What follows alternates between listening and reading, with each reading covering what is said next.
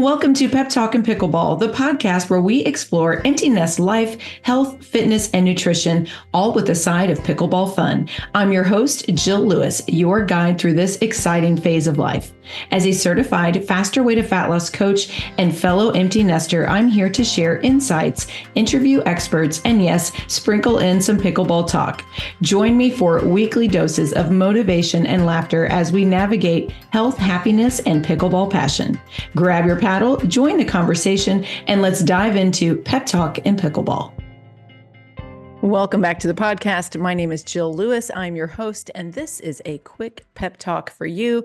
Today, we're going to be talking all about female hormones. Now, we know about hormones a little bit, right?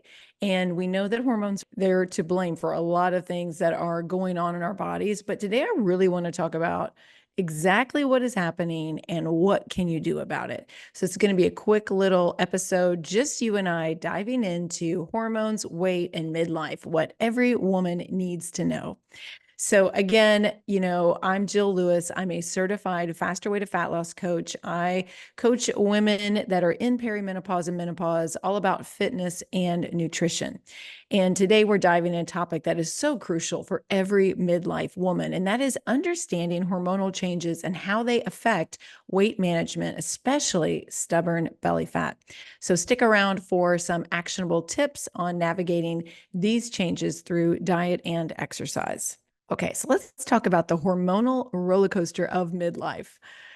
We really need to start by understanding what exactly is happening in our body. Well, as we enter perimenopause, which is typically in your 40s, and it's basically like this is in general, and everything I'm saying is generalized, doesn't mean every person is the same. Of course, bio-individuality is a thing. So these are just general statements, but usually perimenopause can last around 10 years before you actually, stop your cycle and you are in menopause. So as you enter perimenopause, typically in your 40s, your hormone levels begin to fluctuate wildly. Estrogen, progesterone, and even testosterone start to decline, but it's not in a neat and orderly fashion. Estrogen in particular, it plays a significant role in where your body stores fat. So as estrogen levels decrease, you might notice fat redistributing from your hips and thighs to your midsection, which is like, hello, belly fat. And nobody wants that, I know. And it's not just estrogen. The decline in progesterone can lead to water retention and bloating, making you feel heavier even if you haven't gained weight. And let's not forget about cortisol, our stress hormone, which tends to increase during this time, and that can also contribute to belly fat. Now, let's talk about what each one of these hormones actually do in your body. So let's start with estrogen. Estrogen is often called the primary female sex hormone. It plays crucial roles in things like regulating your menstrual cycle, promoting bone health, maintaining your cardiovascular health. It supports cognitive function, and it also maintains skin elasticity and moisture. Does more than that, but those are some big ones. Let's talk about progesterone. So progesterone works in balance with estrogen. That's really important that it is in balance with estrogen. And it is responsible for preparing the uterus for pregnancy. It helps regulate the menstrual cycle. It does a lot of support work early on in your pregnancy. And it also promotes sleep and mood stability. Testosterone, while it's often considered a male hormone, women also produce testosterone, though in smaller amounts, but it contributes to maintaining your libido. It preserves muscle mass and strength. It supports bone density and enhances your overall energy and well-being. And what about cortisol? Cortisol is known as the stress hormone. It's involved in regulating your metabolism, controlling blood sugar levels, influencing the immune system, and managing stress responses. So when we think about cortisol, it's not always bad, but it's definitely something that you should get checked because chronically elevated cortisol could lead to some serious issues for you. All right, so let's dive into hormonal changes in perimenopause. So during perimenopause, which again, that is typically beginning in your 40s. And this is when hormone levels start to fluctuate, but unpredictably. Estrogen levels fluctuate dramatically, sometimes spiking higher than normal before, but eventually they will begin to decline. And this erratic pattern is responsible for many perimenopausal symptoms like hot flashes and mood swings. Progesterone, so the production will decrease as ovulation becomes less frequent. This decline can lead to sleep disturbances and mood changes. And then testosterone, as those levels start to decrease, this potentially affects your libido and your energy levels. And then your cortisol, the stress levels often increase during this time. There's a lot going on in our lives during this time. And so when you have a higher cortisol production, this really does exacerbate other symptoms and contributes to weight gain, especially in the midsection. So that's in perimenopause, the 10 years before you stop ovulating, like you're done, like there's no more eggs. And so menopause, basically like 12 months of not having a cycle, is when you are now menopausal. Okay. It's like one day, boom, menopause. So, menopause at this point, your estrogen levels are really low. They've significantly decreased. And this drop is responsible for the symptoms like vaginal dryness, hot flashes, increased your risk of osteoporosis. Progesterone production has essentially stopped because the ovaries are no longer releasing eggs. And then your testosterone, it continues to decline gradually. And that also can contribute to that decreased libido and changes in body composition. Cortisol may remain elevated due to stress of adjusting to bodily changes and life transitions. So these hormonal changes can lead to so many symptoms and health considerations: irregular periods during perimenopause, hot flashes and night sweats, mood changes, increased risk of depression, sleep disturbances, changes in your libido and sexual function, increased risk of osteoporosis and cardiovascular disease post-menopause, changes in body composition, not for the better, and then cognitive changes such as minor memory issues. Man, does that sound familiar? So you might be thinking, great, my hormones are working against me. And in some ways, you are correct. These hormonal changes can make weight management more challenging. So here's why. You're going to have a slower metabolism. As we age and lose muscle mass, our metabolism will naturally slow down. Hormonal changes can lead to insulin resistance, making it easier to gain weight. And then we have sleep disruptions with night sweats and insomnia. That's very common in perimenopause. And poor sleep is linked to weight gain because that's going to affect those hunger hormones, the leptin and the ghrelin. So there's a real potential there that you're going to actually be eating more, when you are sleep deprived. And then mood changes, fluctuating hormones affect your mood, and that potentially can lead to emotional eating. But don't despair, okay? While these changes are natural, they're not insurmountable. So let's talk about some strategies to help you navigate this transition. Number one, focus on protein. I know you're so tired of hearing about protein, but it's just like you have to just accept it, okay? So the style of eating that maybe you got by with when you were in your 20s, 30s, and maybe even into your early 40s, you can't get by with anymore. You have got to increase your protein intake. And this is a new lifestyle change for you. And I know sometimes that's hard, but accept it and do it. It's really important. That adequate protein intake is crucial for maintaining muscle mass and boosting metabolism. You want to aim for lean sources of protein. I eat all the meats though, and I recently talked about in a podcast that I do eat Greek yogurt. And I do have some plant sources of protein as well. But you want to also embrace healthy fats like omega-3 fatty acids found in things like salmon or walnuts or flax seeds. That helps reduce inflammation and can support hormone production. So healthy fats are important. Fiber is your friend. I mean, my clients will attest to this. How many times have I said protein and fiber at every meal makes losing weight no big deal? If you can look at your plate and see protein and fiber on there, like, girl, you are doing fantastic. High fiber foods like vegetables and fruits and some grains can help stabilize blood sugar, and it's going to promote feelings of fullness. It's also really good for your gut microbiome. And then you want to, number 4, limit processed foods and sugar. These contribute to inflammation and insulin resistance. And I have to say, along with the processed foods and the sugar, you might really need to evaluate how much alcohol or wine that you are consuming. For me, through perimenopause, it has gotten so much worse. 2 glasses of wine, it's a guarantee for me that I'm going to wake up at 2 in the morning. My heart is racing, I'm sweaty, and it's going to take me a while to fall back asleep. So, for me anymore, it has to really be worth it. Like, I no longer am just drinking wine like at home while I'm cooking and having dinner and watching TV like I used to do in my 30s. I just can't do it anymore. I mean, it's, for me, the lack of sleep and the racing heart is not worth it.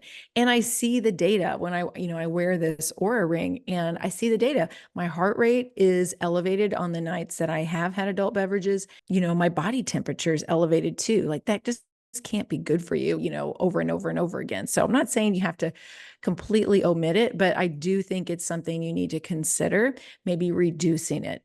And then number 5, consider phytoestrogens. These are foods like soy and flax seeds and chickpeas that contain plant-based compounds that may help balance estrogen levels. So these are all just natural things that you can do in your everyday life. But here's the thing. What's your secret weapon?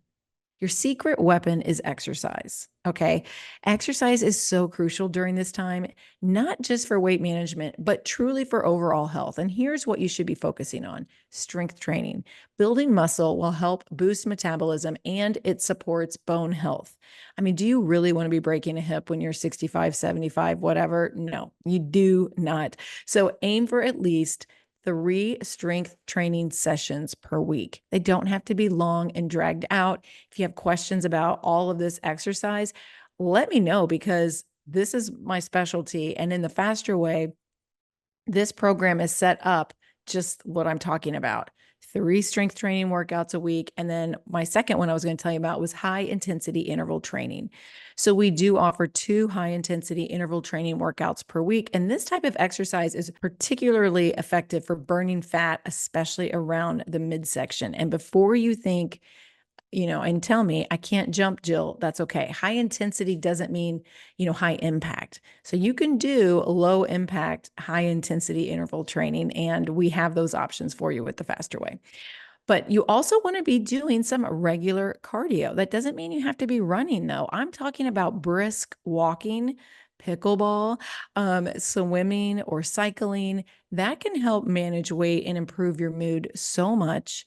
Getting more steps in is always a bonus. Go back and listen to my podcast episode all about getting a lot of steps in a day. It doesn't have to be 10,000 steps, but try to focus on, like, what are you getting right now and how can you bump that up by about 1,000 steps a day? That's the best way to start. And then finally, we've got yoga or Pilates or something like that. These types of exercises can help reduce stress, improves flexibility, strengthens your core. It's going to keep you young. It's just such a great balance between your strength training to do the flexibility training as well. So lifestyle factors I also want you to consider is prioritizing sleep. You want to be aiming for 7 to 9 hours of quality sleep each night. Establishing a relaxing bedtime routine is so key, and keep your room cold and dark. My husband, like, I just tell him, put on an extra layer, but like, I need this room to be cold. So I have my room in the upper 60s at night, and that's just the way it is because I run hot at night. I have my fan on, I have my like waterfall or brown noise going, in the background. I drink a little bit of sleepy time tea before I go to bed. I try to read before I go to bed. I mean, I do so many things. Plus, we can talk about this later. I take my progesterone at night. I take magnesium glycinate at night. And I also have these little sleep gummies that I do that have like GABA and a little bit of melatonin, not a lot. I think it has like 3 grams. And then I think it's L-theanine in there as well. So, I have my whole routine, and I mean, that has got to happen. And better believe that I am not wearing like warm, fuzzy pajamas. Okay. Even if it's 20 degrees outside, I run hot at night. So I think that's really important, is doing everything you can to make your nighttime routine. Like, don't be on your phone right before you go to bed, all those things.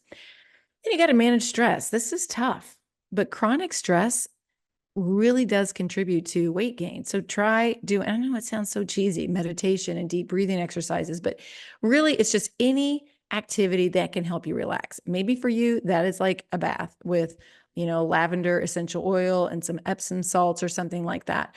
Or maybe it's just getting out and having like a fun girl night, with your friends. Maybe it is doing an activity like I do, like playing pickleball. That is such a fun way to manage stress. So everybody's different with that. Maybe you like to read. Maybe you like to go for a walk. Like, there's so many ways. It doesn't have to be some woo-woo thing about, meditation if that's not your deal.